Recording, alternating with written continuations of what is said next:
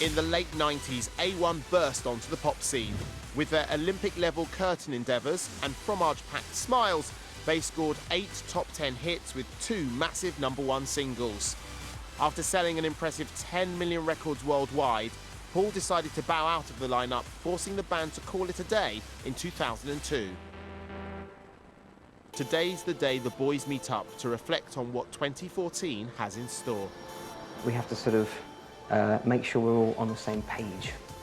We have had our arguments, and I guess certain things we haven't really talked about. Just, you know, we talked about it, but not talked about it, if you know what I mean. Individually, we are so different with what we want, with what we like. So sometimes it is a bit challenging in terms of coming together as a band. Despite a cordial invitation, Paul turned down the chance to join the big reunion. But the other 3 meet up at Ben's swanky London pad, where Ben is wearing shorts. We should, of course, talk about Paul, because he was a very big part of the band as well. Obviously, we did reach out to him, and he just wasn't very keen to kind of get involved. Well, I haven't spoken to him since he didn't show up at the airport. And I still don't understand how he must clearly be so upset about something. We probably have a lot of bad feeling towards him about how he left and why he hasn't been in contact for all these years. So it would have just been a nice time to sort of clear the air and at the very least have better closure. Forgive me if I'm wrong, like, you know, you can pick me up on it, but I seem to remember a conversation where we said, well, we can carry on as a 3 and we can get a new deal, with this other label. And then you saying, well, actually, I'd quite like to go back to Norway and, explore some things over there. Well, that's not how I remember it. Okay. I remember us all thinking that we need a break now. Let's just give it some time and think about. And then nothing happened. Nothing was in the calendar. I sat around my house playing PlayStation for like a year. I didn't make any money. And I didn't even think about money at that point.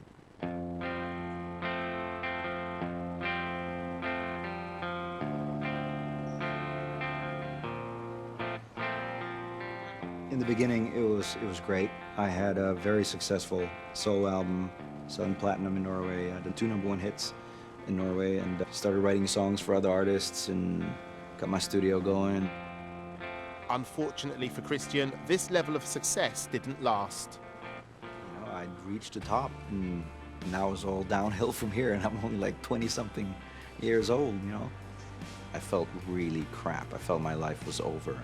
And everything I was meant to do in this world was just taken away from me, and it was so hard. I didn't want to die, but I didn't want to live either. I remember standing on my balcony. I had this really great apartment at the top of Oslo. I really wanted to jump from that balcony. I felt I really hit rock bottom. And that's when I got help, thankfully. And one of the things that changed everything for me was when I changed my success criteria. My life is very different now, but I still do music. Obviously, the arenas here are a lot smaller. I mainly do church concerts and smaller venues, but I still live off music, and that was always my dream and my goal. After the band broke up, reality hit hard. We were 3 people that had gone through the same thing that are obviously going to feel like, it's like a death, really, wasn't it? It's like you suddenly have something whipped away from you and you don't know where it's gone or why. But I remember sitting on my doorstep just drinking on my own and looking around going, what now? There's nothing to aim for. There's no goal. What do you do? I'm retired at 21. I suddenly had a massive void to fill. And I didn't want to fill it with work because I'd basically just worked for the past 5 years. I wanted to fill it with other things. I wanted to put my energy into drinking and girls. That was then my job. It was just going out, getting smashed. That was what I did for a long time. Ben, you are the sexiest man on the planet. Well, there is this story going around about me and a Thai prostitute, and I'll be honest, I can't remember a lot about that night, so it might have happened, it might not have happened. I do have a horrible feeling.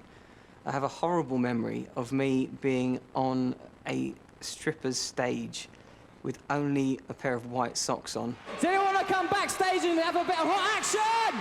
You know, what was quite exciting for a time became very boring, and I thought, right, what do I want to do?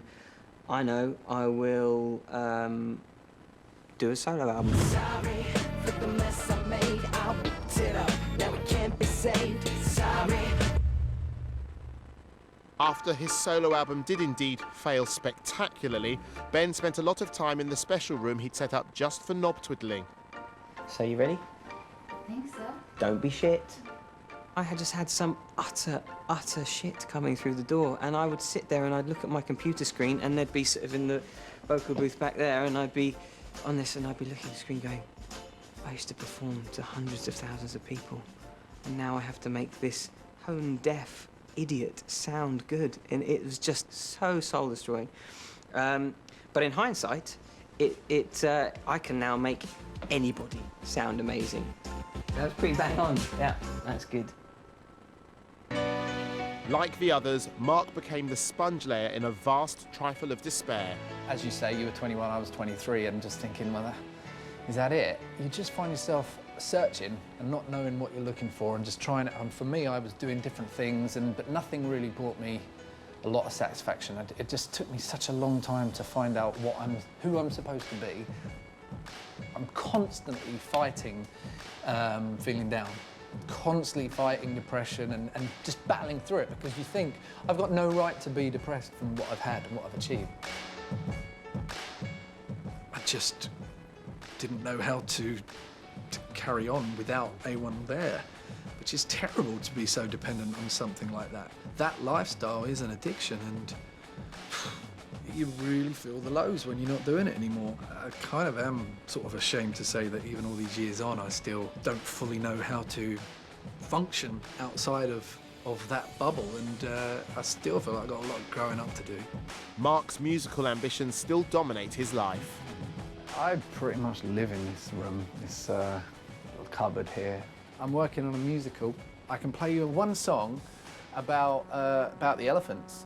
The animals are coming and they're coming two by two. What a sight, a pure delight, a wonderful food to do. An elephant man.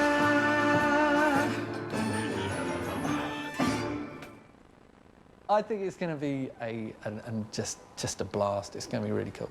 We had so many good memories, so many good things that come from being in A1. Oh, let's have a hug. Come on, group hug. Oh, just like the old days. I cannot wait to actually do something back in the UK in front of the cameras rather than doing sort of work behind the scenes. I'm genuinely excited. I really am. I think I just love performing with Ben and Christian at any opportunity we get. The older I get, the more I realize that I should be, and I am, incredibly proud of what we achieved.